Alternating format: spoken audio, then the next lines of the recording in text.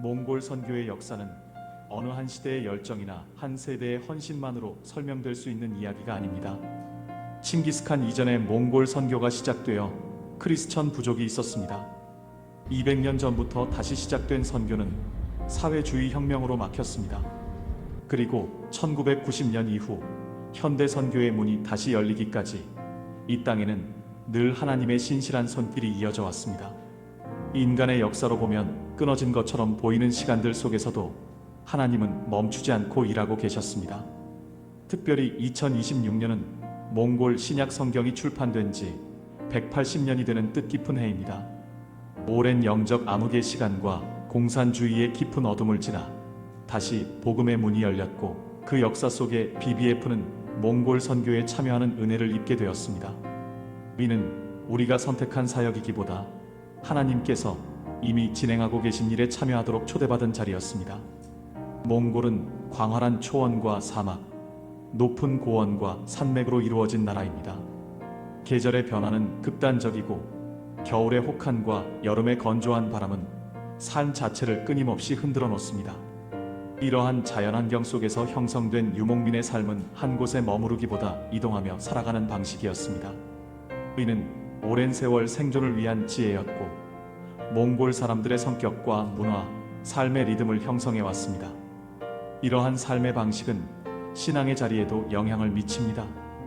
반응은 빠를 수 있지만 꾸준함은 쉽지 않습니다. 관계와 공동체 역시 고정되기보다 흩어지기 쉽습니다. 이는 믿음의 문제라기보다 그들이 살아온 삶의 조건에서 비롯된 현실입니다.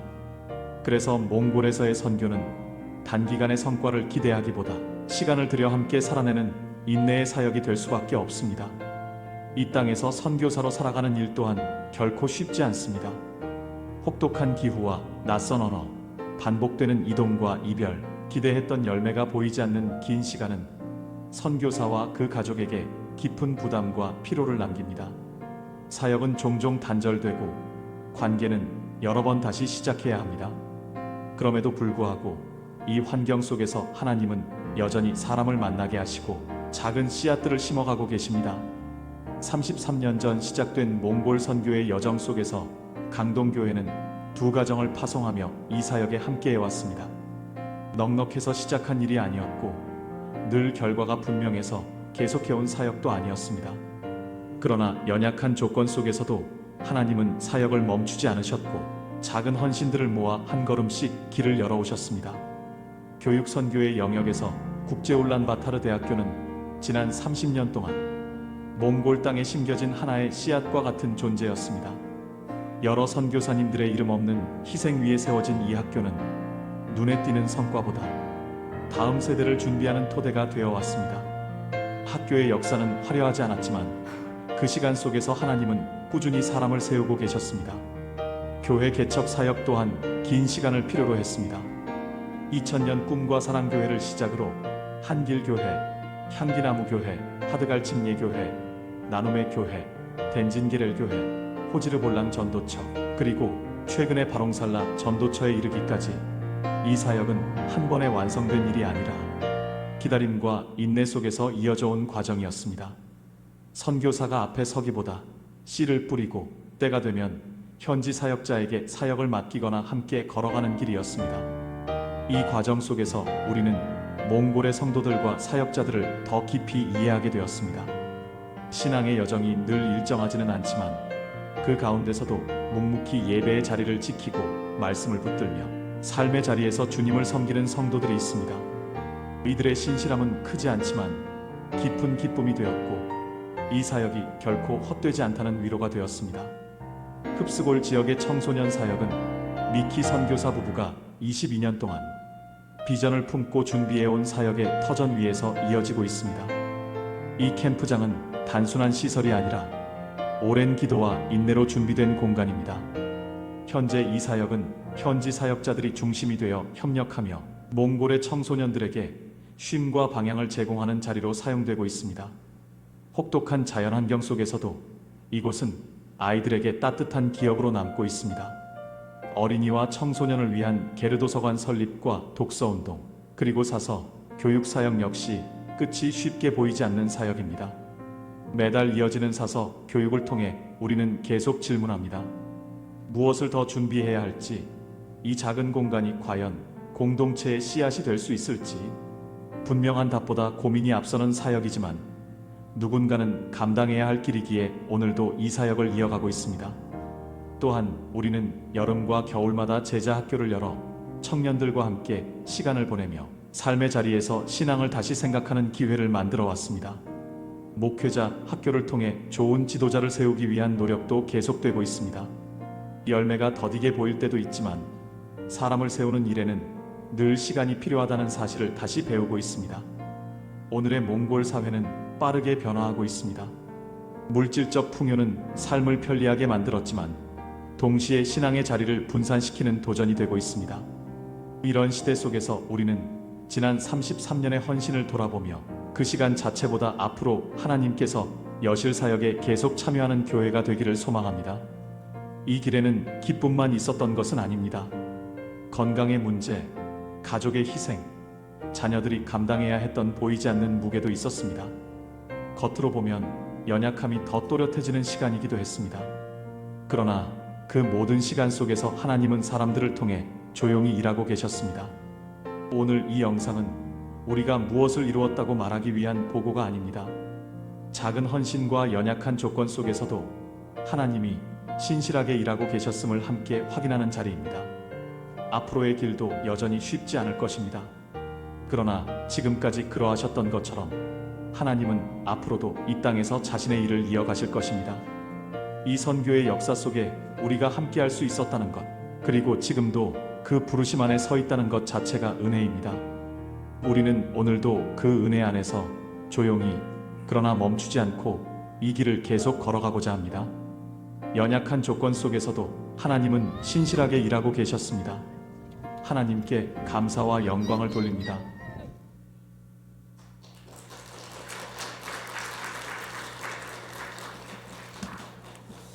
감사합니다. 하나님의 말씀 고린도후서 4장 7절로 18절까지 함께 보시겠습니다.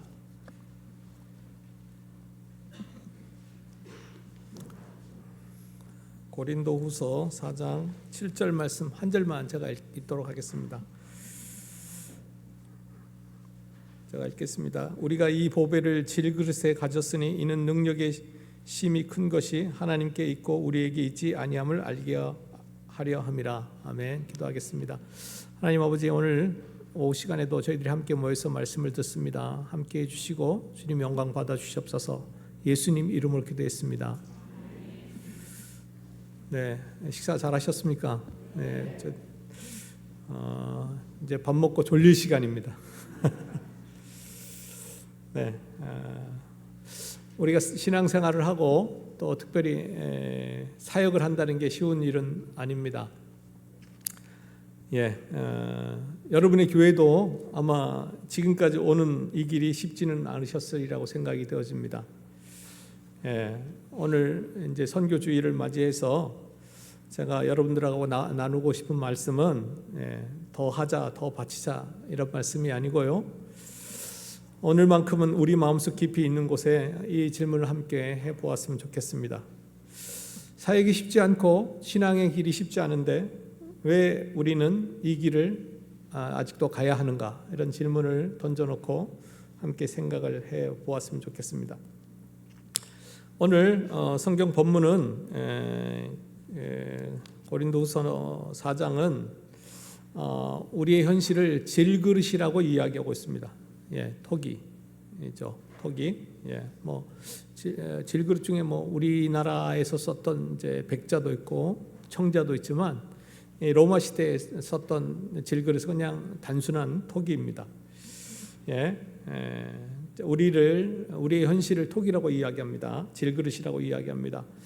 그래도 여러분의 교회는 건물도 있고 이렇게 오면 딱 예배드릴 공간도 있지만 한국의 많은 교회가 그렇지 않습니다. 그리고 또 특별히 한국에 있는 성서 침례 교회들이 다 고만고만합니다. 전체 다 성도를 모아도 한국의 대형 교회 하나를 넘어갈 수 없을 정도의 그 연약함 속에서도 우리 성서 침례 교회는 30가정 이상을 해외에 선교사로 보내서 사역을 감당하고 있습니다. 교회들이 어렵다고 하는데 감사한 것은 선교헌금이 줄어들지 않고 있다는 겁니다. 한국에 이 정도 규모로 이렇게 많은 선교사를 보내 일한다는 것은 참으로 놀라운 일이 아닌가 생각을 해보게 됩니다. 선교사님들을 보낸 파송교회들이요 넉넉하지 않습니다. 저를 파송한 강동 성서 침례교회가 있는데요. 저는 이제 강동 성서 침례교회를 초등학교 5학년 때 처음 나갔으니까 저희 교회 5학년 때면 12살인가요? 대략 그때부터 소속이 되어 있습니다. 그런데 교회는 아직도 2층 상가에 있습니다. 2층, 3층 상가를 빌려 쓰고 있고 뭐 지하실도 좀 빌려 쓰고 있는데 전세로 살고 있습니다. 그런데 선교사를 2가정이나 몽골에 보냈습니다. 열심히 사역을 하고 있습니다. 또 뭐 선교 현장 또한 이게 뭐 이렇게 항상 좋은 것은 아닙니다. 선교지라는 데가 힘들고 어려운 곳인데 그렇습니다. 또 우리가 사역하는 가운데 많이 세웠던 현장의 사역자들도 끝까지 가지 못할 경우들이 있습니다. 우리가 10여 명 이상을 신학교로 보냈지만 이제 남아서 사역하는 사람은 한 5명, 한 50% 정도입니다. 그래도 감사합니다. 부족한 상태, 이것이 오늘 우리들의 현장의 모습이 아닌가 생각을 해보게 됩니다. 그렇기 때문에 우리의 사역의 현장은 인간의 힘으로 버티는 게 아닙니다. 바울은 우리에게 놀라운 새로운 관점을 고린도후서 4장 7절에서 말해주고 있는데 우리가 이 보배를 질그릇에 가졌으니라고 이야기하고 있습니다. 질그릇, 우리를 이제 톡이라고 비교하는데요. 그것은 뭐냐면 우리가 연약해서 사역이 안 되는 것이 아니라는 것입니다. 결코 돈이 많고 능력이 있어야 사역을 하는 것은 아니라는 것을 말해주고 있습니다. 오늘 이 말씀을 통해서 우리는 어깨의 짐을 내려놓고 우리를 인도해 오신 하나님의 신실하심을 다시 한번 오늘 묵상해 보는 시간이 되기를 소망합니다. 7절 말씀을 와서 다시 보면 우리가 이 보배를 질그릇에 가졌으니 이는 능력의 심히 큰 것이 하나님에게 있고 우리에게 있지 아니함을 알게 하려 함이라고 이야기하고 있습니다. 고린도 시대의 질그릇은 뭐 우리가 아는 대로 별로 그렇게 비싼 그릇도 아니고 또 뭐 옛날이니까 그릇 자체가 귀할 수는 있습니다. 우리도 나무 그릇도 쓰기도 했고 토기를 쓰기도 했지 않습니까? 아마 지금으로 치면 뭐 일회용 컵과 같은 그런 거라고 생각할 수도 있습니다. 값이 싸고 흔하며 또 금이 가고 또 이빨이 빠져 있는 그런 그릇을 한번 생각해 보시면 되겠습니다. 우리는 가끔 이제 착각할 때가 있습니다. 우리의 사역을 자꾸 녹그릇, 녹그릇도 비싸더라고요.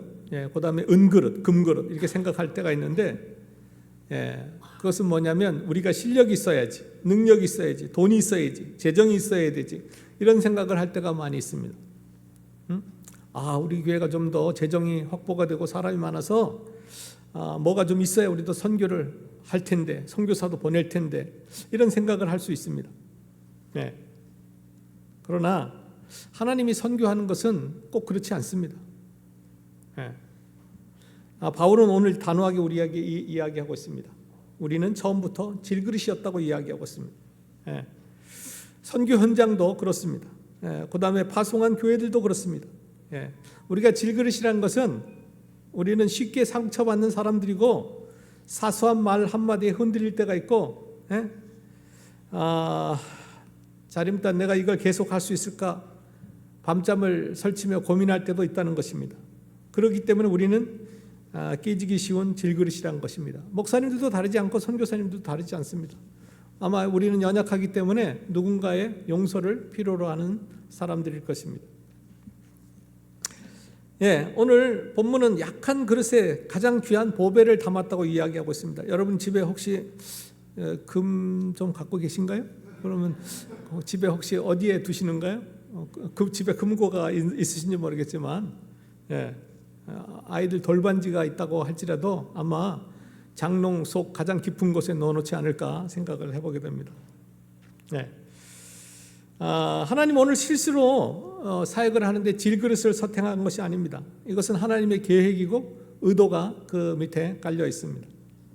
토박한 그릇, 이빨 빠지기 쉬운 그 그릇에 바로 보배이신 예수 그리스도를 담았다고 이야기하고 있습니다. 예수 그리스도의 생명과 복음이 연약한, 깨지기 쉬운, 또 이빨 빠진 그 그릇에 오늘 담겨 있습니다. 그 그릇이 볼품이 없을수록 사람들은 질문합니다. 저렇게 약한 사람을 통해 어떻게 저런 기적이 일어날까? 그렇게 이야기하지 않겠습니까? 저렇게 작은 교회에서 어떻게 저런 사랑이 흘러나오고 저런 사역을 할 수 있지? 라고 이야기할 것입니다. 그때 사람들은 알게 될 것입니다. 저거는 사람이 한 게 아니고 하나님이 하셨구나 라는 것을 보게 될 것입니다. 우리의 연약함은 하나님의 능력을 증명하는 가장 확실한 도구가 될 것입니다. 우리가 연약하기 때문에 하나님께서 오늘 일하실 수 있는 것입니다. 옛날에 어느 한 사람이 항아리 2개를 메고 물을 길어 날랐습니다. 한쪽은 깨지지 않았고 한쪽은 금이 가서 이게 옮겨오는 동안 물이 많이 샜습니다. 그래서 이 항아리가 하나가 금이 간 항아리가 이렇게 나는 부족하고 나는 내 주인의 일을 잘 하지 못해, 이런 어떤 자기 일을 좀 안타깝게 생각하고 비하하는 그런 마음이 있었습니다. 그러면서 주인에게 저는 실패작입니다. 저 때문에 주인님이 헛수고하고 있습니다라고 이야기를 했어요. 그때 주인은 이렇게 얘기합니다. 아니야, 너가 걸어온 길을 한번 보려무나 너희 쪽 길가에 아름다운 들꽃들이 피어 있지 않니? 내가 물을 흘릴 것을 알고 이미 그곳에 꽃씨들을 뿌려 놓았단다. 너의 터진 틈 사이로 흘러나온 물이 메마른 길을 천국으로 만들었다고 이야기하고 있습니다. 여러분, 우리가 완벽하다고 해서 꽃을 피우는 게 아닙니다. 우리가 사역하며 흘린 눈물, 우리의 부족함 때문에 주님 앞에서 엎드려 우린 기도할 수 있습니다. 그 우리의 부족한 그 틈을 사이로 하나님은 하나님의 은혜를 세워나가게 하시는 하나님이십니다. 그리고 그 세워나온 틈을 통해서 나온 것들이 우리 주변에 또 몽골 땅에 영혼들을 살리는 통로가 되는 것입니다. 여러분이 모습을 보고 자책하지 마시고 여러분 안에 있는 보배 대신 예수 그리스도를 바라보시기 바라겠습니다. 선교주의를 맞아서 우리 교회가 이것밖에 못해 라고 자책하지 마시기 바라겠습니다. 우리 교회의 형편이 넉넉하지 못한 것, 그 다음에 우리가 충분히 서포트하지 못하고 돕지 못하는 것, 이것은 우리가 그냥 질그릇이라는 것을 증명하는 것입니다. 이것은 우리의 모습이 연약하다고 보여주는 것이지 그렇다고 선교의 실패라고 이야기할 수 없습니다. 능력은 우리에게 있는 적이 한 번도 없습니다.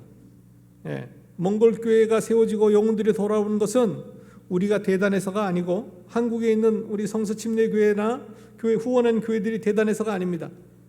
그것은 우리 안에 계신 예수 그리스도 보배가 스스로 빛을 내시기 때문입니다. 여러분, 우리가 할 일은 그릇을 닦아서 광채를 내는 일이 아닙니다. 내 안에 보배이신 예수님의 계심을 믿고 그분이 내 안에서 일하시는 것을 우리는 믿고 가야 하는 것입니다. 그래서 우리는 이렇게 선포해야 할 것입니다. 주님, 저는 약합니다. 그러나 주님은 강하십니다. 제 약한 틈 사이로 주님의 보배로운 생명이 흘러나가시기를 바랍니다 라고 우리는 기도해야 할 것입니다. 여러분, 우리가 많이 못 배웠든 우리가 돈이 없든 우리가 능력이 없든 그것은 전혀 중요하지 않습니다. 우리가 그러할지라도 주님이 우리를 사용하는데 전혀 문제가 되지 않습니다. 몽골에서 저희들과 함께 사역하는 사역자들도 보면 좋은 대학을 나온 사람들이 아니고 집안이 부유해서 돈이 많은 가정들도 아닙니다. 그럼에도 불구하고 우리가 함께 사역하는 것은 그들 안에서 일하실 하나님을 바라보기 때문에 우리가 함께 사역을 하고 있습니다. 삶의 현장을 보면 오늘 8절 9절 말씀입니다. 8절 9절 말씀 보면 우리가 사방으로 우겨쌈을 당하여도 쌓이지 아니하며 답답한 일을 당하여도 낙심하지 아니하며 박해를 받아도 버림받지 아니하며 거꾸로 트림을 당하여도 망하지 아니하고라고 말하고 있습니다. 사역의 현장은 고난의 현실이라고 볼 수 있습니다. 오늘 우리들의 삶의 현장도 별 다르지 않을 거라고 생각해 봅니다.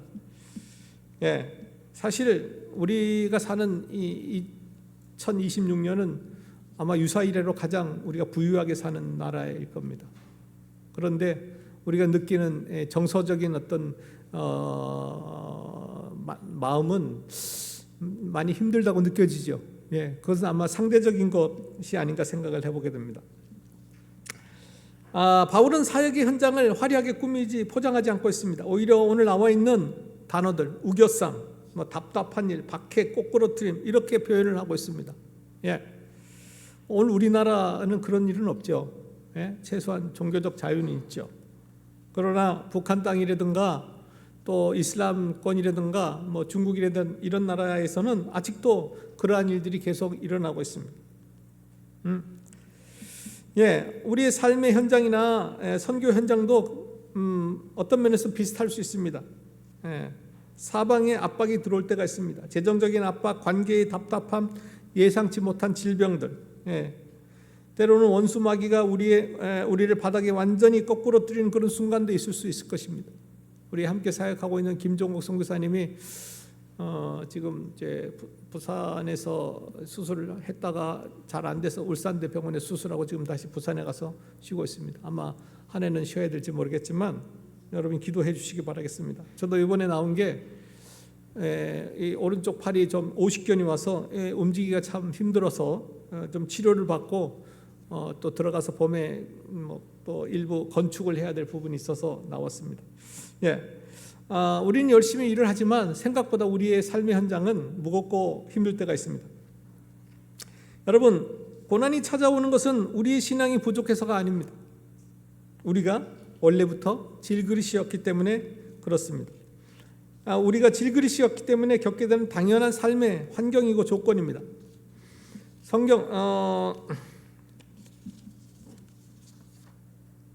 성경은 우리에게 고난이 없다고 말하지 않고 고난이 반복될 것이라고 말하고 있습니다. 계속 고난은 온다는 것입니다. 그런데 우리가 생각해 볼 것은 뭐냐면 고난은 어려운 환경은 우리의 삶의 문제를 흔들 수 있습니다. 그렇지만 궁극적으로 우리의 삶을 결정하지는 못한다는 것입니다. 바울은 매 고난 뒤에 반전의 결론을 붙입니다. 우겨쌈을 당해도 쌓이지 않을 것이고 거꾸로뜨림을 당해도 망하지 않는다고 이야기하고 있습니다. 고난은 우리를 압박할 권세가 있습니다. 그렇지만 우리의 삶을 끝장낼 권세는 없다는 것입니다. 고난은 우리를 당황하게 할 수 있지만 우리를 절망 가운데 가두지는 못한다는 것입니다. 여러분, 우리가 삶에서 고난을 당하는 것과 우리 삶의 마지막 결과는 별개인 것입니다. 고난은 현실이지만 우리의 결론은 하나님이 지고 있다는 것입니다. 고난은 우리 인생의 과정일 수 있습니다. 그렇지만 결말이 될 수 없음을 믿으시기 바라겠습니다. 우리 학생들 공부하는 거 힘들죠? 아마 부모님 밑에 있는 게 더 힘들 수 있을 것 같습니다. 저는 우리 아이들한테 공부하지 말라고 하는데 부모님들 안 그럴 것 같아요. 하도 공부를 많이 시켜놨더니 결혼도 안 해, 취직도 안 해, 또 자녀도 안 낳아. 우리가 한 잘못들이 아닐까 생각을 해보게 됩니다. 7일 같은 밤 바다에 무서운 폭풍우가 몰아칠 때 집채만한 파도가 등대를 집어삼킬 듯이 달려들 때가 있습니다. 그런데 여러분, 등대가 그 폭풍을 멈추게 합니까? 할 수 없습니다. 등대는 파도를 잠재울 힘이 없습니다. 바람을 멈추게 할 능력도 없습니다. 하지만 등대는 폭풍 가운데서 자기 빛을 꾸준히 계속해서 밝히고 있습니다. 파도는 배를 흔들고 바다를 뒤집어 놓지만 등대의 빛은 여전히 그 자리에 서서 배들이 어디로 가야 하는지 방향을 가리킵니다. 하나님의 은혜는 바로 이 등대와 같습니다. 하나님은 선교 현장의 폭풍을 당장 없애주지는 않습니다. 우리 삶의 문제들을 없애주지는 않습니다. 그렇지만 그 폭풍 속에서도 우리가 길을 잃지 않도록, 우리가 완전히 가라앉지 않도록 우리 안에 빛을 붙들고 계신다는 것입니다. 우리 특별히 학생 여러분, 삶이 힘들고 시험 앞에 어려울 때도 있지만 하나님을 잘 바라보시면 방향을 잃지 않는다는 것입니다. 여러분, 실패처럼 보이는 순간에 실패가 아니라는 것을 기억하십시오. 몽골 선교를 하다가 조금 전에도 얘기했지만 10여 명의 신학교를 보냈지만 현재 남아서 사역을 하는 사람은 한 5명이라 이야기했습니다. 우리의 수고와 노력이 망했다, 실패했다라고 싶을 그럴 때가 있습니다. 그러나 말씀은 우리에게 묻습니다. 그래서 우리가 버림받았습니까? 아닙니다. 우리가 절망했습니까? 아닙니다. 현지에는 여전히 목회자들이 세워지고 있고 누군가 그 그루터기처럼 남아서 예배의 자리를 지키고 있다는 것입니다. 여러분, 고난의 크기, 삶의 환경의 어려움을 묵상하지 마시고 고난의 경계를 정하신 하나님의 손길을 묵상하십시오. 고난이 사역의 주인이 되지 못하도록 하시기를 바라겠습니다. 우리의 상황이 여전히 어려울 수 있습니다. 상황은 여전히 거세지만 하나님은 한 번도 나를 포기한 적이 없다는 것입니다. 고난은 나를 압박하지만 내 안에 계신 예수님은 결코 망하지 않으신다는 것입니다. 이 확신으로 거친 파도를 뚫고 나가는 저와 여러분이 되기를 소망합니다. 이어서 사망은 우리 안에서, 생명은 타인 안에서 역사합니다. 10절 12절 말씀을 보면 10절 12절 말씀을 좀 띄워주시면요, 10절에서 12절, 우리가 항상 예수의 죽음을 몸에 짊어지면 예수의 생명이 또한 우리 몸에 나타나게 하려 함이라. 우리 살아있는 자가 항상 예수를 위하여 죽음에 넘겨지면 예수의 생명이 또한 우리 죽을 육체에 나타내게 하려 함이라. 그런즉 사망은 우리 안에서 역사하고 생명은 너희 안에서 역사하느니라. 자, 오늘 바울은 조금 사역의 역사를 우리한테 이야기하고 있습니다. 선교는 나의 소모를 통해 생명을 낳는다고 이야기하고 있는데요. 내가 죽어야 너희가 산다고 이야기하고 있습니다. 바울은 지금 고린도 교회 성도들에게 내가 죽어야 너희가 살 수 있다고 이야기하고 있습니다. 우리는 사역할 때마다 내가 더 강해지고 우리 교회가 더 커지고 하면 뭔가 결과가 있을 거라고 생각하지만 복음의 원리는 다릅니다. 복음은 언제나 누군가의 희생이라는 토양 위에서 꽃을 피운 것을 보게 됩니다. 예수 그리스도의 죽음이 오늘 우리에게 복음으로 왔고 누군가의 헌신과 희생이 이 땅에 복음을 피어나게 했습니다.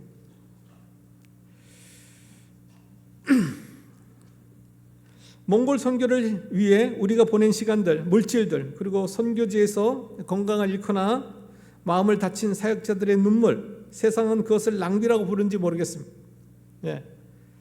하지만 성경은 그것을 예수 죽인 것을 몸에 짊어짐이라고 오늘 성경은 우리에게 말씀해 주고 있습니다. 우리가 약해질 때 복음은 가장 강하게 흘러날 수 있습니다. 왜 하나님은 이런 방식으로 일을 하실까요? 아마 그것은 하나님의 특별한 방법 같습니다. 예수님이 그렇게 하셨고 예수님이 십자가에서 완전히 자신의 물과 피를 쏟아주셨기 때문에 우리는 영원한 생명을 갖게 되었습니다. 사역자가 지치고 파송교회가 힘이 들고 또 소모라는 그런 시간들이 있습니다. 피로해집니다. 사실입니다. 사역을 하고 피로하지 않다는 것은 있을 수 없는 것입니다. 그 지점에서 하나님의 생명은 담장을 넘어 몽골 땅으로 또 우리의 이웃들에게로 흘러가는 것입니다. 선교를 위해 애쓰는 우리의 마음, 피곤함, 부담감, 이런 것은 잘못되어 가고 있다는 신호가 아닙니다. 이것은 오히려 여러분의 안에 예수의 생명이 살아 숨쉬고 있다는 것을 말해주는 것입니다. 누군가에게 생명이 전해지고 있다는 가장 확실한 증거입니다. 우리가 예수 그리스도를 인하여 고난을 받고 예수를 전하는 그것 때문에 힘들어한다면 그것은 단순히 피곤한 일이 아니고 우리 안에서 생명이 솟구친다는 이야기입니다. 여러분, 땅에 심긴 씨앗을 상상해 보십시오. 씨앗이 땅 밑에 들어가면 어떤 일이 일어납니까? 딱딱했던 껍질이 터지고 그 모양이 뭉개집니다. 겉으로 보면 씨앗은 죽는 것처럼 보이지만 사라지는 것은 아닙니다. 만약 씨앗에게 감정이 있다면 아이고 이제 나는 끝이구나, 나는 소멸되는구나 라고 이야기했을지도 모르겠습니다. 그러나 그 형체가 없어지는 순간 새싹이 턱이 돋아나기 시작하는 것입니다. 씨앗이 죽지 않고 그대로 예쁘게 남아있다면 아무 열매도 맺을 수가 없을 것입니다. 선교주일에 우리가 드리는 헌신과 눈물은 땅에 묻히는 씨앗과 같습니다. 그러나 소모되는 그 자리에 하나님은 새로운 생명을 틔우는 일을 하신다는 것입니다. 몽골 선교의 길에서 어떤 이들은 끝까지 가지 못할 수도 있습니다. 제가 이제 34년 차 몽골에 사역을 하고 있습니다. 어떤 교회들은 34년 동안 선교원금을 보내는 교회도 있고 몇 년을 하다가 중간에 탈락하는 교회도 있고 또 새롭게 들어오는 교회들도 있습니다. 선교 현장도 마찬가지입니다. 신실하게 신앙생활을 하던 사람이 생활하다가 중간에 그만두고 또 다시 들어오고 다양한 사람들이 있습니다. 우리는 이런 것들을 볼 때 어떤 것들이 멈춰졌을 때 우리가 실패했구나, 우리의 사역에 열매가 없구나, 더 이상 이 일 무슨 의미가 있을까 걱정할 때도 있습니다. 하지만 그런 사역 가운데, 그런 과정 가운데 하나님께서 몽골에 하나님의 사람들을 세워나가는 것입니다.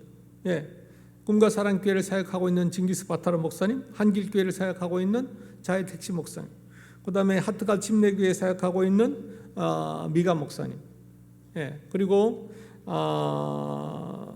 우리 전사님 두 분이 있습니다. 신바에르 전사님, 간바에르 전사님, 지금 열심히 사역을 배우고 있습니다. 물론 그 외에도 또 우리가 협력해서 사역하고 있는 여러 침례교회 목사님들이 있습니다. 사람이 세워지는 것은 힘들지만 그럼에도 불구하고 그 어려운 여건 속에서도 누군가는 헌신되어서 하나님의 일들을 배우고 사역을 계속해 나간다는 것입니다. 우리가 약해지고 넘어지고 소모되는 동안 몽골 땅에 하나님께서는 교회를 세우고 계셨다는 것입니다. 사람을 보면 낙심할 수 있습니다.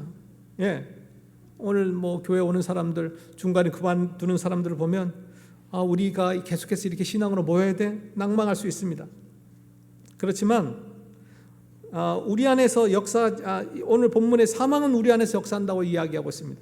우리는 사역을 하면서 소진하면서 힘들어할 수 있지만 생명은 저들 안에서 역사하게 한다고 이야기하고 있습니다. 우리가 소진되고 힘들어하는 만큼 새로운 생명들이 솟아나고 사역된다는 것을 오늘 성경은 우리에게 이야기하고 있습니다. 그렇기 때문에 우리가 낙심하지 말아야 되고요. 약속을 붙들어야 될 것입니다. 우리는 이렇게 선포해야 될 것입니다. 우리의 헌신은 결코 헛된 소모가 아니다. 우리가 주를 위해 작아질 때 몽골 땅의 생명은 더 크게 살아날 것이다. 한국교회가 선교를 위해서 희생할 때 세계 곳곳에 하나님의 교회들이 세워질 것이라고 믿어야 될 것입니다. 이 믿음으로 기쁘게 우리 자신을 내어드리는 우리 공동체가 되었으면 좋겠습니다. 우리 공동체가 그렇게 크지 않을지라도 우리 공동체의 어떤 수고로 인해서 세계 곳곳에 하나님의 일들이 진척되고 있음을 믿으시기를 바라겠습니다. 16절 말씀을 보면 그러므로 우리가 낙심하지 아니하노니 우리의 겉사람은 낡아지나 우리의 속사람은 날로 새로워진다고 오늘 말씀해 주고 있습니다. 사역이 길어질수록 겉사람은 낡아집니다. 이거는 사실입니다. 사역을 하다 보면 연세가 들어서도 그럴 수도 있고 또 여러 가지로 우리가 소모되죠. 재정적인 소모도 있고 육신적인 소모도 있고 관계적인 소모도 있습니다. 바울은 믿음만 있으면 몸도 안 아프고 재정도 늘 풍족하다고 말하지 않습니다. 오히려 후패한다, 낡아진다는 표현을 쓰고 있습니다. 피로가 누적되는 것입니다. 오늘 선교의 시간, 오랜 선교를 뒷받침해온 많은 성도님들의 삶, 소모일 수 있고 피로의 시간일 수 있습니다. 우리가 열정으로 구원받은 그 감사로 선교를 시작했지만 시간이 지나면 몸도 예전 같지 않고 마음도 지칠 때가 있습니다. 내가 할 만큼 했는데 그렇게 생각할 수 있습니다. 겉으로 보이는 환경이나 우리의 체력은 소모되는 자원이 맞습니다. 사역을 하면 할수록 겉사람은 낡아지는 것은 아주 자연스러운 일입니다. 바울은 이것을 굳이 감추려고 하지 않습니다. 우리가 열심히 사역하면 하나님이 건강도 주고 돈도 주고 모든 것들이 잘 된다고 약속하지 않습니다. 그런데 이어서 반전이 있습니다. 은혜는 고갈되지 않고 새로운 에너지를 준다고 이야기하고 있습니다. 바울은 낙심하지 않는 이유가 무엇입니까? 겉사람이 다시 젊어져서가 아닙니다. 바로 속사람 때문입니다. 속사람. 하나님은 우리의 환경을 당장 바꿔주시는 대신에 우리의 내면을 터치하고 있습니다. 여기서 중요한 단어 매일이라는 것, 난로인데 어제 받은 은혜로 오늘을 버티는 게 아니라 오늘 공급하신 새로운 은혜가 있다는 것을 말씀해 주고 있습니다. 선교는 내 힘을 쥐어짜서 하는 것이 아니라 내 힘이 다 빠진 그 자리에 하나님이 부어주시는 새 힘으로 하는 것입니다. 여러분 핸드폰을 사서 사용해 보면 어떻게 됩니까? 겉은 다 저거가 되죠. 보기가 나빠지겠죠. 그러나 또 전기가 방전되면 다시 충전기를 꽂고 하면 충전이 돼서 사용할 수 있는 것입니다. 하나님은 오늘 매일매일의 삶에 우리를 다시 충전시켜 주시는 새 힘을 주시는 하나님이십니다.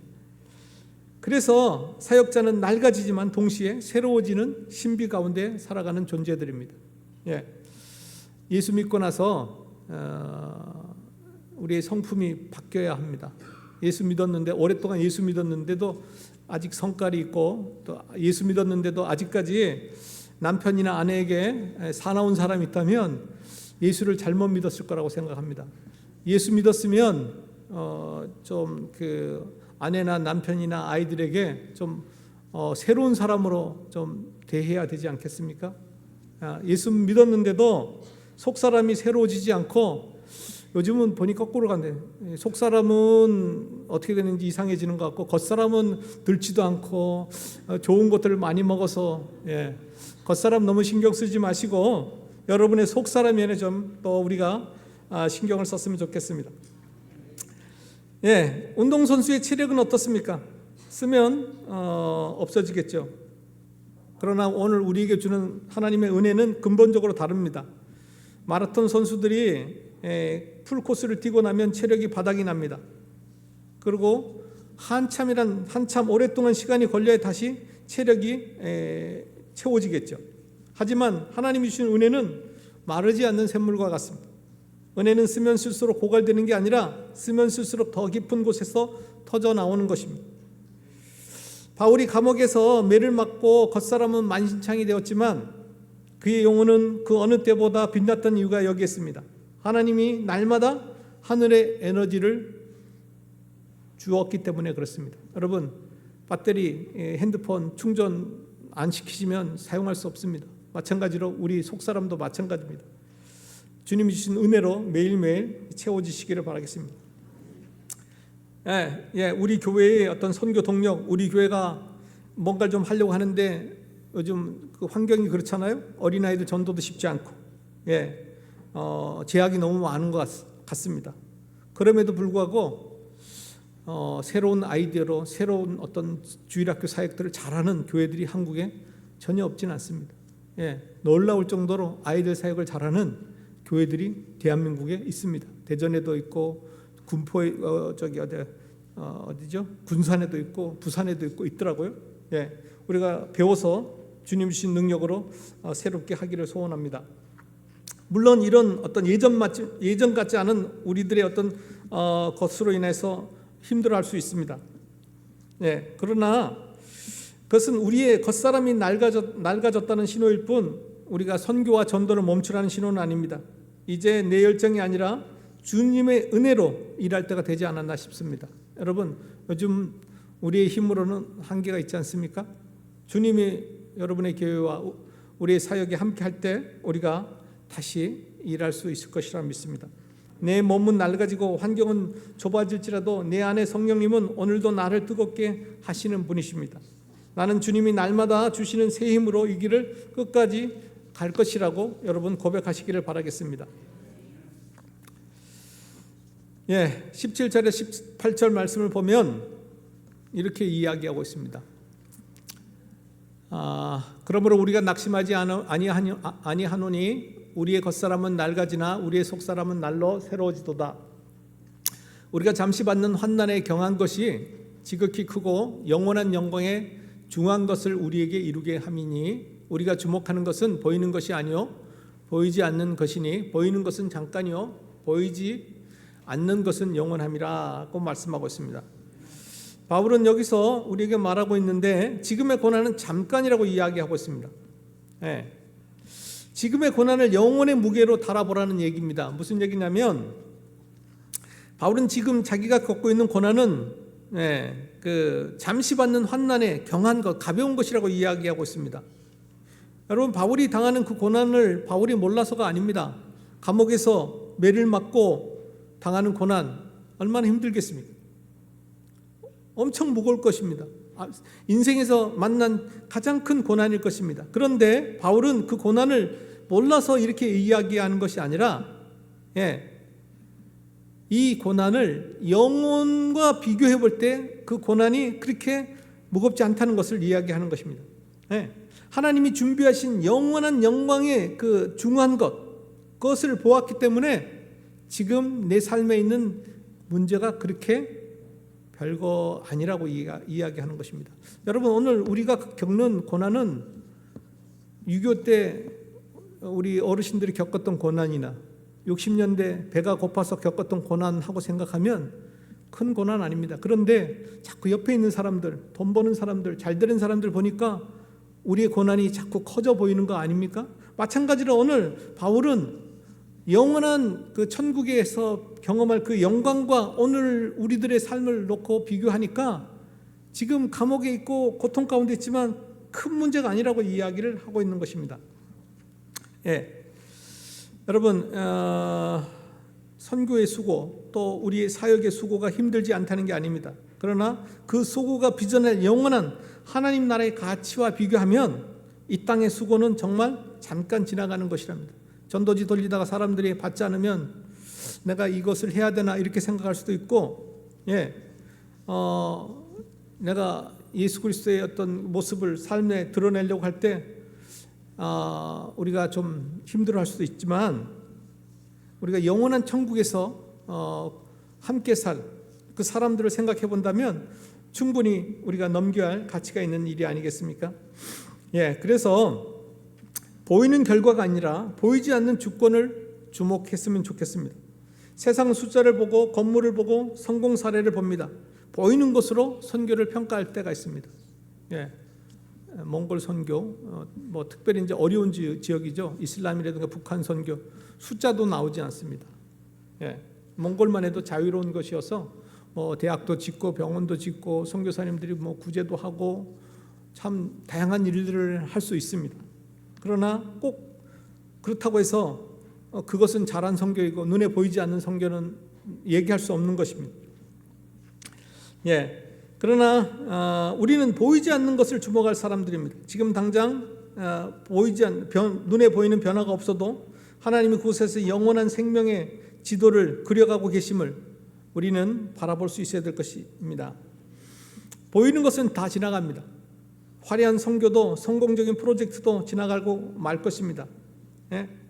그러나 오직 주님을 위해서 드린 보이지 않는 눈물과 헌신만이 영원히 남을 것이라고 생각이 되어집니다. 거친 바다를 항해하는 배의 선원을 한번 생각해 보십시오. 지금 눈앞에 보이는 건 무서운 파도와 어둠뿐이지만 보이는 것만 본다면 그 배는 앞으로 나갈 수 없을 것입니다. 그렇지만 파도가 칠 때 노련한 항해사는 나침판과 하늘의 별을 볼 것입니다. 요동하지 않는 그 먼 것을 보고 앞으로 나가려고 할 것입니다. 우리의 선교도 마찬가지입니다. 현실의 파도를 보면 당장이라도 그만두고 포기해야 될 일이 선교일 수 있습니다. 그렇지만 하나님의 말씀이라는 나침반과 영원한 영광의 별을 바라보면 우리는 끝까지 그 길을 갈 수 있을 것이라고 생각이 되어집니다. 우리의 선교는 영혼의 관점에서 바라보아야 할 것입니다. 그렇기 때문에 선교지에서 들려오는 좋은 소식, 슬픈 소식에 우리가 흔들릴 이유는 없습니다. 즉각적인 열매가 없다고 해서 우리의 헌신이 헛된 것은 아니기 때문에 그렇습니다. 오늘 우리 교회 사역도 마찬가지입니다. 주변에 있는 이웃들을 초청하여서 전도도 하고 사역도 하지만 당장의 열매가 없다고 해서 우리의 사역이 헛된 것은 아닙니다. 예, 하나님이 지금 우리가 드리는 그 잠시 받는 환난을 재료로 삼아서 이 지역과 또 선교지의 영원한 영광을 빚어가시는 하나님이십니다. 눈을 들어서 우리는 영원한 것을 보았으면 좋겠습니다. 우리 주님이 다시 오시는 날 우리가 흘린 눈물 한 방울까지 전부 다 하나님께서 보석으로 상급으로 보배로 바꿔주실 것을 소망합니다. 보이는 현상에 너무 기뻐하지 마시고 보이는 현상에 너무 슬퍼하지도 않으셨으면 좋겠습니다. 보이지 않는 하나님 나라의 영원함을 위해 오늘도 우리의 삶을 기쁘게 희생할 수 있었으면 좋겠습니다. 말씀을 마무리하도록 하겠습니다. 우리는 질그릇입니다. 깨지기 쉽고 투박합니다. 하지만 우리 안에 보배이신 예수 그리스도가 계신다는 것입니다. 우리의 삶은 사방으로 우겨쌈을 당하고 있지만 사면에 적이 있다고 할지라도 나갈 길은 있다는 것입니다. 하나님이 붙들고 있기 때문입니다. 우리는 조금씩 소모되고 쇠약해져 갑니다. 하지만 그 소모를 통해 우리가 하는 일들을 통해서 누군가에게는 생명이 흘러가고 있다는 것입니다. 여러분이 하는 일이, 여러분이 드리는 헌금이 보잘것없다고 이야기하지 마십시오. 여러분이 드린 그 희생을 통해서 누군가에게는 생명이 흘러가고 있다는 것입니다. 또 하나는 우리가 기억해야 될 것은 우리의 고백은 상황이 좋아진 게 아니라 우리의 시선이 바뀌어야 될 것입니다. 여러분의 우리의 삶의 길, 삶의 열매가 안 보일 때가 있습니다. 수고할 때가 있죠. 저희 막내 아들이 아까 아침에 찬양한 그 아들이 막내 아들입니다. 대학을 졸업하고 사업을 하다가 또 마이너스 통장까지 해서 왕창 망해 먹었습니다. 제가 또 그걸 또 채워주느라 고생을 했습니다. 그런데 젊어서 아직 29인데 젊어서 사기를 당하고 고생했기 때문에 대수롭게 생각하지 않습니다. 언젠가는 그것이 좋은 경험이 돼서 또 좋은 결과를 만들 수 있을 것이라고 생각합니다. 여러분 우리가 보는 것은 잠깐입니다. 보이지 않는 것은 영원합니다. 오늘 성경은 우리에게 이야기하고 있습니다. 여러분 우리가 당하는 지금 잠시 받는 환난을 사용해서 비교할 수 없는 영원한 영광을 빚어내고 있다는 것입니다. 그래서 여러분 힘든 일을 피해가지 않으시길 바라겠습니다. 고난을 피해가지 않으시길 바라겠습니다. 오늘 한국 사회가 만나는 많은 일들은 고난을 피해서 쉬운 일로 가다 보니까 이 국가가 문제가 되고 자녀들이 결혼도 하지 않겠다고 이런 선택을 하는 것 같습니다. 우리가 IQ도 얘기하고 있고 EQ도 얘기하고 있고 최근에는 고난지수라고 해서 고난을 견딜 수 있는 훈련이 필요한 것 같습니다. 몽골에 우리 학생들이 와서 좋은 것은 잠깐의 고난의 훈련의 시간 같습니다. 목포에서 우리 학생들 몇 명이 온 적이 있어요. 그래서 제가 그 몽골 사람들하고 같이 시골로 보냈어요. 말도 통하지 않는데 몽골 사람하고 한 900km를 같이 차를 타고 2박 3일을 갔다 오게 한 겁니다. 우리 사역은 몽골 분들이 하고 그것을 이제 따라서 같이 갔다 오겠어요. 차를 타고 우리 옛날 봉고 그레이스죠. 지금은 여러분께 12명 타지만 몽골에서는 12명 타는 차가 아닙니다. 뒤에 4명, 또 4명, 그 다음에 중간에 하나를 끼워서 4명을 또 앉힙니다. 앞에 또 3명이 앉죠. 그렇게 되면 엄청나게 많이 탑니다. 그렇게 해서 700km, 800km를 타고 가는 겁니다. 그리고 가서 또 거기서 복음을 전하고 사역을 하고 돌아옵니다. 그러고는 걔네들이 인생이 바뀌었어요. 세상을 보는 관점이 바뀌었습니다. 오늘 우리들은 사실 너무 편한 세상에 살다 보니까 고난 지수가 없어요. 조금만 힘들어도 어렵다고 하는데 그렇게 경험을 해보고 걔네들이 돌아와서 삶의 태도가 바뀌었다고 부모님들이 너무 좋아한 적이 있습니다. 오늘 우리가 이 고난의 지수 필요한 것 같습니다. 예. 요즘 몽골 학생들을 보면 한국에 와서 좋은 기업에도 취직하고요, 좋은 대학도 졸업하고 잘 나가는 것을 보게 됩니다. 그 잘 나가는 이유가 다른 게 아닌 것 같아요. 어려서 고생을 많이 해봤기 때문에. 한국 유학 가서도 등록금을 벌기 위해서 고생하는데, 예, 그 고난의 지수가 참 중요한 것 같습니다. 예, 오늘 우리 신앙생활도 마찬가지 같습니다. 잠시 받는 환난을 사용해서 비교할 수 없는 영원한 영광을 하나님께서 빚고 있다는 것을 기억해야 될 것입니다. 예. 오늘 우리들은 다시 한번 하나님을 신뢰하며 한 걸음을 떼어야 하겠습니다. 우리가 여기까지 온 것은 우리가 잘나고 강해서 능력이 있어서 돈이 많아서 아닙니다. 하나님이 우리 속사람을 날마다 새롭게 하셨기 때문입니다. 예, 그리고 여러분 스스로를 자책하지 마십시오. 우리가 이것밖에 못해 이렇게 생각할 필요 없습니다. 그분 한 번도 쉬지 않고 일하고 계시면서 우리를 그렇게 생각하지 않고 있습니다. 믿음의 눈을 들고 다시 영원한 길을 향해 함께 걸어가는 우리 모두가 되기를 축복합니다. 고린도후서 4장, 바울은 어려운 환경 속에서 고린도 교회에 편지를 썼고 사역의 현장을 사역을 설명하면서 하나님께서 은그릇이나 금그릇을 사용하는 것이 아니라 깨어지기 쉬운 질그릇, 그리고 금이 간 그 그릇들을 통해서 하나님이 일하심을 이야기하고 있습니다. 오늘 우리가 일하는 것이 아니고 하나님이 일하셔야 됩니다. 지금 특별히 우리가 할 수 있는 게 별로 없는 시대인 것 같습니다. 우리 안에 하나님이 하도록 하나님을 초대하고 하나님 앞에 맡길 수 있는 저와 여러분이 되시기를 축복합니다. 기도하겠습니다. 하나님 아버지 감사합니다. 질그릇된 우리들을 사용해 주셔서 감사합니다. 예, 우리는 아무것도 할 수 없습니다. 능력도 재정도 우리가 할 수 있는 것이 없습니다. 보배 되신 예수님이 우리 안에 있을 때 당신이 빛을 발하고 일하여 주시기 때문에 우리가 따라갈 수 있음을 다시 한번 고백합니다. 하나님, 지금까지 주님께서 인도해 주셨습니다. 지금까지 주님의 은혜로 우리가 올 수 있었음을 고백합니다. 앞으로도 하나님께서 하실 것이고 우리가 그 신실한 주님을 따라가기로 원합니다. 하나님, 우리가 포기하지 않고 실망하지 않게 하여 주시옵소서. 고난은 우리를 힘들게 할 수 있지만 우리의 끝을 맺지는 못한다고 오늘 말씀을 통해서 들었습니다. 하나님께서 우리의 삶의 마지막 그 영광스러운 순간을 만들 것을 기대하며 나아가기를 원합니다. 예수 그리스도 이름으로 기도했습니다.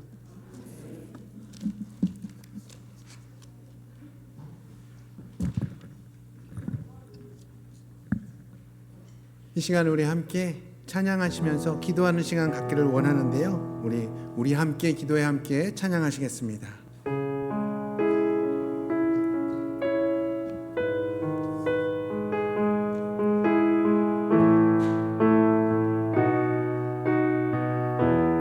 우리 함께 기도해.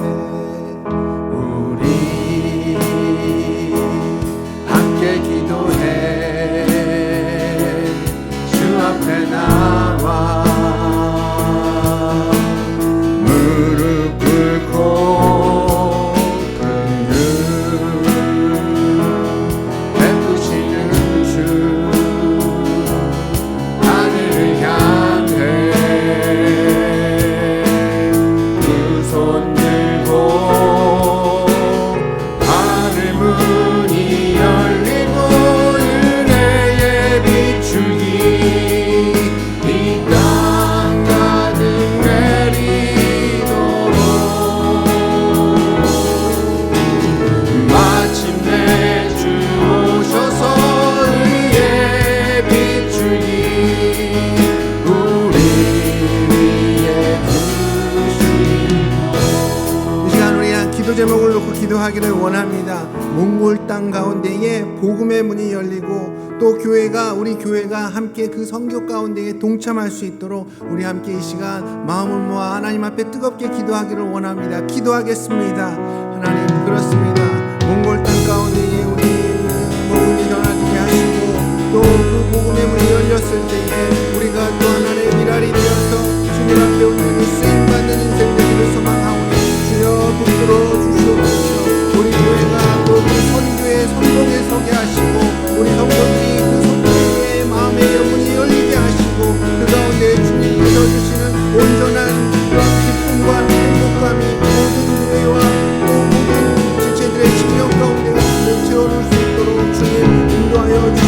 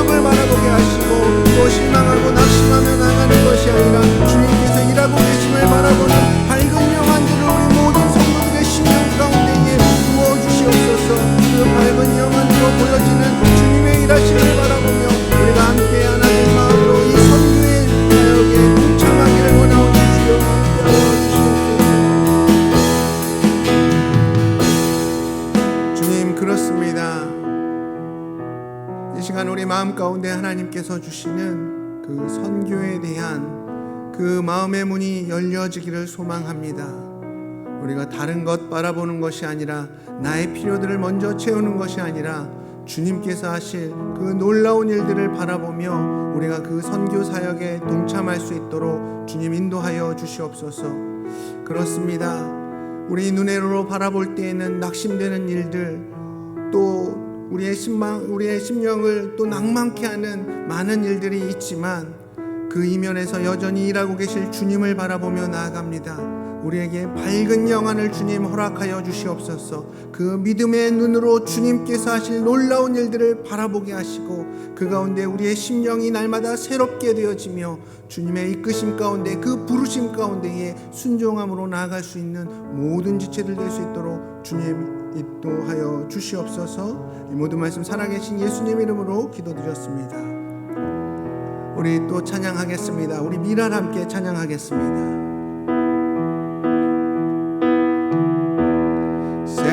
세상을 구원하기 위해 흘려야 할 피가 필요하다면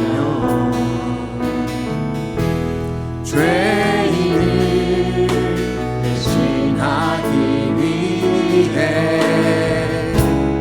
이생의 재물 필요하시다면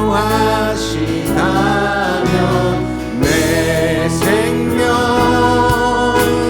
제단 위에 드리니 주 영광 위에 사용하소서.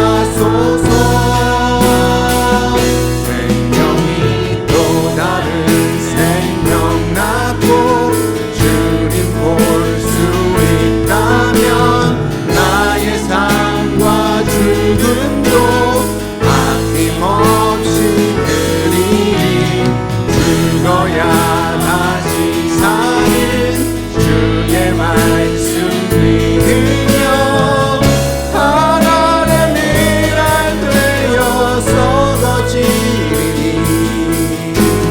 예수님처럼 살아가게 하소서.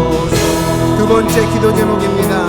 이 시간 우리 여병무 선교사님과 그 가정을 위한 기도하겠습니다. 사모님과 또 3명의 아들, 그리고 손녀, 그 모든 가족이 또 각자의 자리에서 주의 사역을 감당하며 또 주님께서 주시는 새 힘으로 날마다 또 새롭게 그 심령을 함으로 주의 사역을 잘 감당하는 믿음의 가정으로 세워질 수 있도록 우리 함께 이 시간 마음을 모아 기도하기를 원합니다. 기도하시겠습니다. 그렇습니다. 주님, 귀한 주의 일꾼으로 우리 여병무 선교사님과 또 강선화 선교사님을 세워주셨고, 또 그 스라에 또 3명의 귀한 아들들 주셨습니다. 정말 그 모든 가족이 주님 안에서 협력하여 주의 사역을 감당할 수 있도록 주님 지금까지 이끌어 주셨던 것처럼 앞으로도 가장 선한 일로 주님께서 선하게 인도하여 주시옵소서. 사람의 힘으로 하는 것이 아니라 바로 주님께서 주시는 그 힘으로, 또 주님께서 주시는 그 가정의 화목함으로 또 힘을 얻고 또 주님의 섭리를 경험하는 그런 놀라운 역사가 먼저 일어날 수 있도록 주님 인도하여 주시옵소서. 그 가정의 필요들을 먼저 채워주시고 또 그 가정이 먼저 영적으로 하나가 되어서 정말 믿음 가운데에서 주의 사역을 함께 바라보며 한 마음이 될 수 있도록 주여 인도하여 주시옵소서. 그렇습니다. 정말 우리가 함께 사역을 나감에 있어서 정말 가정의 문제가 너무나도 중요한 시간 고백합니다. 정말 자녀들의 그런 어려움들과 또 아빠의 진로들과 모든 것들이 합력하여 선을 이룰 수 있는 주님의 섭리를 드러내는 귀한 사역들로 되게 하시고, 또 선교사님이 그 사역 가운데 온전히 집중할 수 있도록 그 모든 필요들을 주님께서 채워주시옵소서. 또 주여, 주님께서 이끌어주시는 놀라운 일들을 바라보는 우리의 마음 가운데 동역하며 선교사님의 가정을 위해 기도하고 또 함께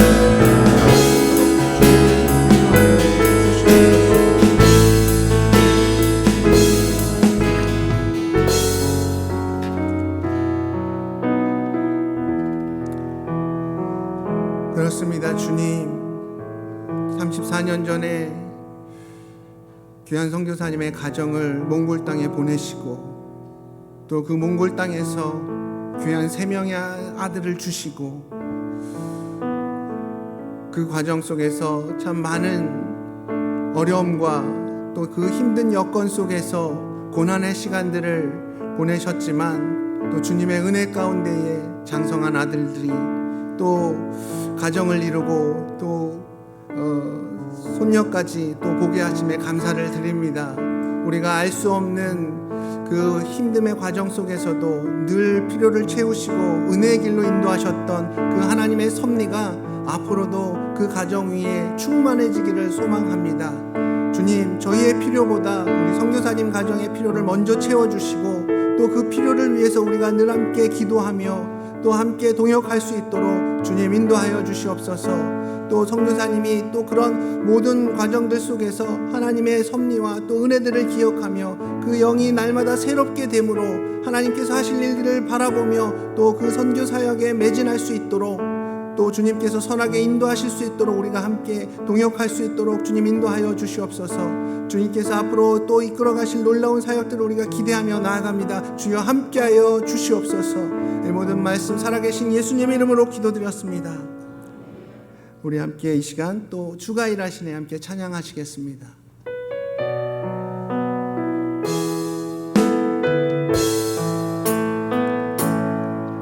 날이 저물어 갈 때 빈들에서 걸을 때 그때가 하나님의 때 눈물도 안 될 때 빈손으로 걸을 때 내가 고백해 여호와 주가 일하시네 주가 일하시네 주가 일하시네 주께 아끼지 않는 자에게 주가 일하시네 주가 일하시네 신뢰하며 걷는 자에게 2절 찬양하시겠습니다.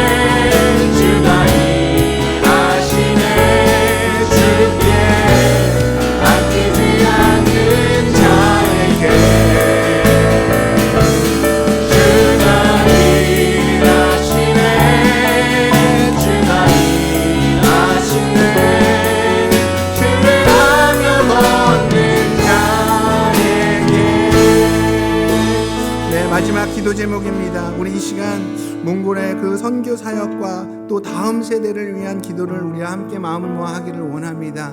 몽골에 세워지는 지금 변혁의 시대를 살아가고 있는 그 다음 세대들에게도 주의 복음이 온전히 선포되어지고 또 몽골을 새롭게 주님의 나라로 확장시켜가는 그 사역 가운데에 쓰임받는 젊은이들이 세워질 수 있도록 우리 이 시간 마음을 모아 함께 기도하겠습니다. 기도하시겠습니다. 그렇습니다. 주님, 몽골 땅 가운데에 또 세워진 모아는 학교들을 통하여서 그 사역들을 통하여서 귀한 젊은이들이 세워지기를 소망합니다. 몽골의 젊은이들이 정말 하나님께로 돌아오는 역사가 일어나게 하시고 또 그 귀한 젊은이들이 각지의 각층으로 또 전파되어서 또 그 각층에서 또 복음을 전함으로 몽골 사회가 정말 하나님의 나라로 더욱 온전하게 세워지기를 소망하오니 주여 그 사역을 감당하는 우리 하나님에게 지혜와 권능을 하여 주시고 또 우리가 함께 기도로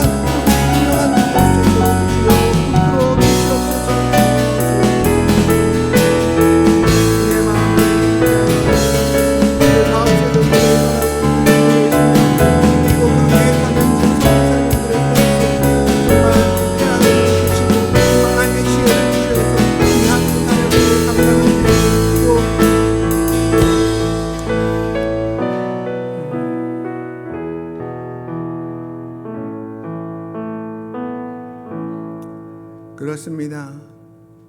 정말 씨 뿌려진 1세대의 그런 피와 땀의 눈물이 이제 몽골 땅에도 점점 열매를 맺으며 그 복음의 그런 귀한 사역자들이 또 세워지게 하심에 감사를 드립니다. 몽골에서 그 1세대들의 그런 헌신과 또 그런 눈물로 세워진 귀한 일꾼들이 또 몽골의 다음 세대들을 위해 헌신하며 또 그들을 위한 사역들을 펼쳐 나갈 때에 주님 그들에게 지혜와 능력 더하여 주시고 또 젊은이들을 향한 열정의 마음을 허락하여 주시고 또 그 세워가는 그런 젊은이들의 모습들을 통하여서 몽골 사회가 더욱 주님 앞으로 나아가게 하시고 하나님의 나라가 더욱 확장되어질 수 있도록 주님 인도하여 주시옵소서. 그 사역 가운데에 우리가 동참하기를 원합니다. 우리가 그 사역 위에 함께 기도로 동역하기를 원합니다. 우리 마음 가운데에 비전을 바라보게 하시고 우리 마음 가운데에 선교에 대한 열정의 마음을 허락하여 주시옵소서. 우리가 또 주님 앞에 몽골 땅을 위해 기도하며 나갈 때에 우리 마음이 항상 뜨거워지기를 소망합니다. 주님께서 하실 놀라운 일들을 바라보게 하시고 또 그 가운데에서 주님의 놀라운 역사가 또 우리 마음 가운데 큰 기쁨과 행복으로 또 채워질 수 있도록 주님께서 인도하여 주시옵소서. 귀한 몽골 땅에 세우신 우리 귀한 선교사님들의 그런 사역을 주님 축복해 주시옵소서. 우리가 함께 동참하고 또 기도로 동역할 때에 그 귀한 사역의 열매들이 또 더 많이 맺힐 수 있도록 주님께서 선하게 역사해 주시옵소서. 주님 그렇습니다. 우리가 함께 모여 기도하고 찬양하고 또 몽골의 사역의 현장의 소리를 듣고 우리 마음 가운데에 더 헌신의 마음의 문을 열어주셔서 감사합니다. 우리가 이제 행동할 때임을 믿고 나아가오니 주님께서 우리와 함께하여 주시고 우리 마음 가운데 이 뜨거운 마음들이 또 열매 맺을 수 있도록 선하게 역사하여 주시옵소서. 주님 복된 주일 우리가 함께 모여 예배드리는 이 순간순간 주님께서 영광 받으셨을 줄 믿습니다. 신령과 진정으로 예배한 우리 모든 성도들의 삶 가운데에 주님께서 복 내려주시고 은혜 채워주셔서 그 은혜로 한 주간의 삶을 살아가게 하시고 또 세상을 이기는 우리 모든 성도들 될 수 있도록 주님 인도하여 주시옵소서. 우리가 한 주간을 살아갈 때에 또 주의 백성다운 선한 열매를 맺게 하시고 또 선한 영향력을 미치며 빛과 소금의 역할을 감당함에 부족함 없는 주의 백성들로 세움받을 수 있도록 주님 인도하여 주시옵소서. 돌아가는 발걸음 또한 안전으로서 지켜주시고 이 모든 말씀 살아계신 예수님 이름으로 기도드렸습니다. 아멘. 이것으로 오늘 예배 마치도록 하겠습니다.